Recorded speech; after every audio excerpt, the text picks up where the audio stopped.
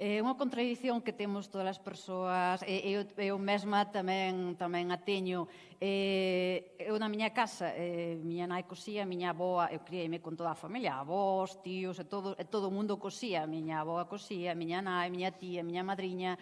Eu aprendín costura, calceta, ganchillo, pois con elas, non? O que ten de criarse con alguén que está todo o día cosendo e tal, é que desde pequena aprendes pois como é unha peza ben cortada, como ten que ir os remates por dentro, é preciosa a textura, a calidade, unha cosa que é boa. Entón, iso tamén che gusta, que che guste a moda, que che guste a roupa, non? É unha cosa que che queda aí de familia, entón a mí pois tamén me gusta.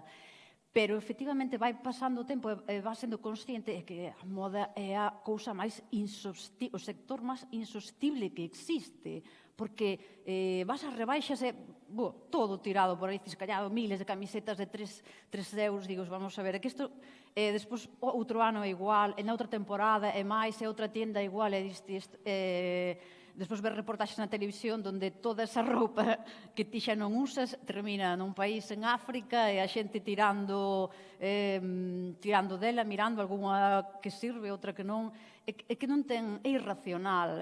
Agora, pois a conciencia é por reutilizar. Pois mira, eu collo cousas de segunda man. Segunda man.